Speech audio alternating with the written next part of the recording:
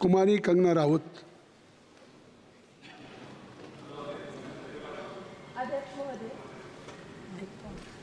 अध्यक्ष महोदय, मैं आपकी धन्यवादी हूँ कि आज मुझे आपने 2024 के इस बजट में अपने विचार रखने का अवसर दिया है और साथ ही मंडी क्षेत्र की जनता जिन्होंने मुझे अपना प्रतिनिधि चुनकर यहाँ उनके पक्ष की बात रखने का मौका दिया है, उनकी भी आभारी हूँ।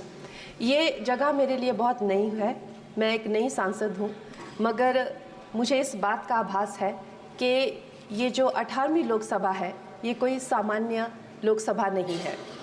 इस लोकसभा का जो चुनाव हुआ है उसमें हमारे जो शीर्ष नेतृत्व हैं, हमारे माननीय प्रधानमंत्री श्री नरेंद्र मोदी जी ने लगातार तीसरी बार प्रधानमंत्री बनकर पिछले 60 सालों का जो रिकॉर्ड तोड़ा है, उसके लिए हम सब उन्हें जो है वो हार्दिक बधाई देते हैं। साथ ही बधाई के पात्र हैं हम सब भारतीय जनता पार्टी के लोग जिन्हें ये सौभाग्य प्राप्त हुआ।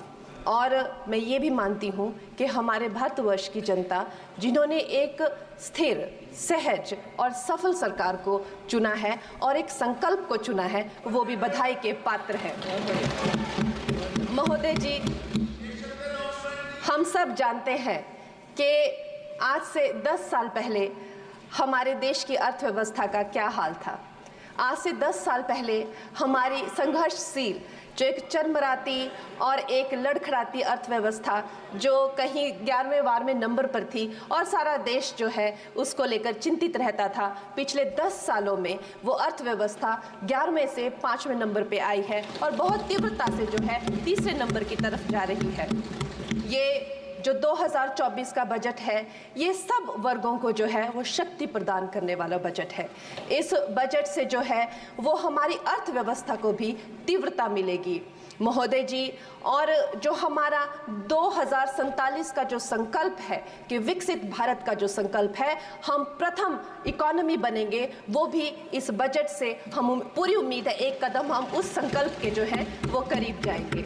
महोदय जी, पिछले साल हमारे हिमाचल प्रदेश में एक बहुत बड़ा प्राकृतिक संकट आया, एक बहुत बड़ी बाढ़ आई जिससे न जाने कितने जन, धन, पशु, ज़मीन की हमारे लोगों को जो है वो हानि हो गई।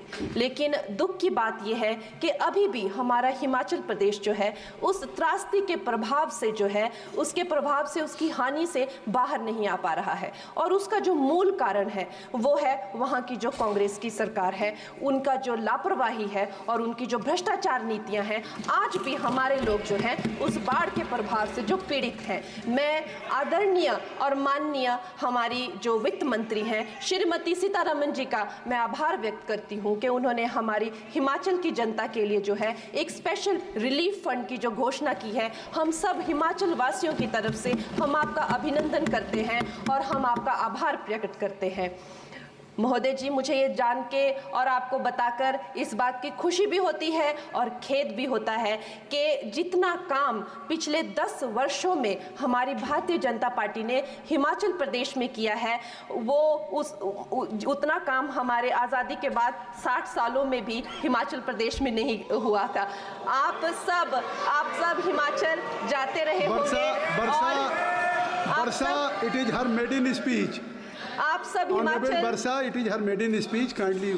आप सब हिमाचल जाते रहे होंगे और आप सब ने देखा होगा कि वहाँ पर जो है आज से आज़ादी के 60 साल तक सिर्फ कुछ रोड्स बने थे और वो भी हमारे माननीय जो पूर्व प्रधानमंत्री अटल बिहारी जी रहे हैं, उन्होंने अपने कार्यकाल में जो है वो ग्रामीण प्रधानमंत्री सड़क योजना के अंतर्गत वो रोड बनाए थे। लेकिन पिछले 10 वर्षों में प्रधानमंत्री नरेंद्र मोदी जी की सरकार ने हमारे क्षेत्र को जो है एम्स, IIIT, IIM जैसे वैश्विक स्तर के जो है वो संस्थान दिए हैं और वंदे भारत जैसी ट्रेन को हमारे हिमाचल में पहुंचाया है। हमारे हिमाचल जैसे छोटे से राज्य को 3,500 करोड़ की लागत का मनाली कीर्तपुर जो है वो हाईवे दिया हुआ है, जिसमें माननीय महोदय जी 5 से ज़्यादा टनल हैं और 37 से ज़्यादा उसमें ब्रिजेस हैं। ऐसे वैश्विक स्तर की जो है हमें इंफ्रास्ट्रक्चर वहाँ पे मिली है और साथ ही पूरे देश के लिए जो एक बहुत ही अद्भुत इंफ्रास्ट्रक्चर इंफ्रास्ट्रक्चर मार्बल है, जैसे कि हमारी अटल टनल